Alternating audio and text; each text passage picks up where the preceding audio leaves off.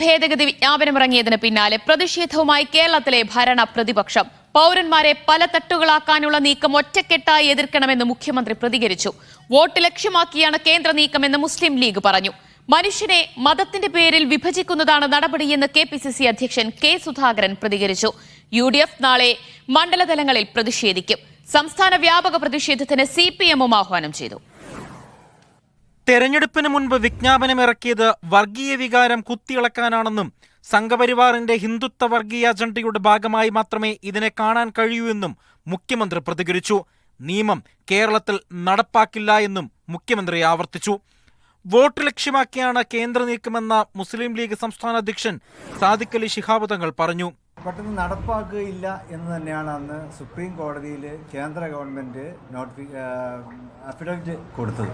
അപ്പോൾ അതുകൊണ്ട് തന്നെ ഇത് നിലനിൽക്കാത്തതാണ്. തെരഞ്ഞെടുപ്പിൽ എന്തെങ്കിലും നേട്ടമുണ്ടാക്കാൻ പറ്റുമെന്നുള്ള നിലക്കാണ് കേന്ദ്ര ഗവൺമെൻറ് ഇത് ഇപ്പോൾ ഇറക്കിയത്. BJP-യുടെ വർഗീയ അജണ്ടയാണ് CAA-യിലൂടെ നടപ്പാക്കുന്നതെന്ന് CPM സംസ്ഥാന സെക്രട്ടറി MV ഗോവിന്ദൻ. അതിശക്തിയായ രീതിയിലുള്ള ജനകീയ മുന്നേറ്റം ഇതിനെതിരായി രൂപപ്പെട്ടു വരുമെന്നുള്ള കാര്യത്തിൽ സംശയമില്ല.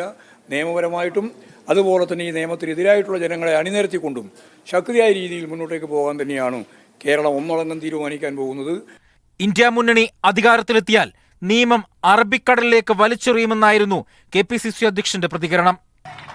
ഒരു കാരണവശാലും മനുഷ്യരെ വേർതിരിക്കുന്ന ഇത്തരം ബിൽ നടപ്പിലാക്കാൻ നമ്മുടെ ശരീരത്തിന്റെ അകത്ത് ഒരു തുള്ളി രക്തമുണ്ടെങ്കിൽ അനുവദിക്കില്ല എന്ന് പ്രഖ്യാപിക്കാൻ ഈ തിരഞ്ഞെടുപ്പ് രംഗത്ത് നമുക്ക് സാധിക്കണം, നിങ്ങൾക്ക് സാധിക്കണം.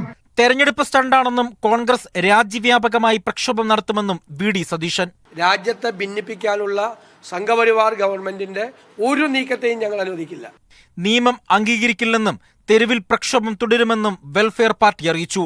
ആശങ്കയറിയിച്ച് മതസംഘടനാ നേതാക്കളും രംഗത്തെത്തി. നമ്മുടെ ഭരണഘടന എല്ലാത്തരം വിവേചനങ്ങൾക്കും അതീതവും എല്ലാത്തരം വിവേചനങ്ങൾക്കും എതിരാണ്. അതുകൊണ്ട് പൗരത്വ നിയമ ഭേദഗതി എന്ന് പറയുന്നത് അത് ഭരണഘടനാ വിരുദ്ധമാണ്. നിയമ ഭേദഗതിക്കെതിരെ സംസ്ഥാന വ്യാപകമായി വിവിധ സംഘടനകൾ പ്രതിഷേധിച്ചു. വിവിധ ബ്യൂറോകൾക്കൊപ്പം ന്യൂസ് ഡെസ്ക് മീഡിയ.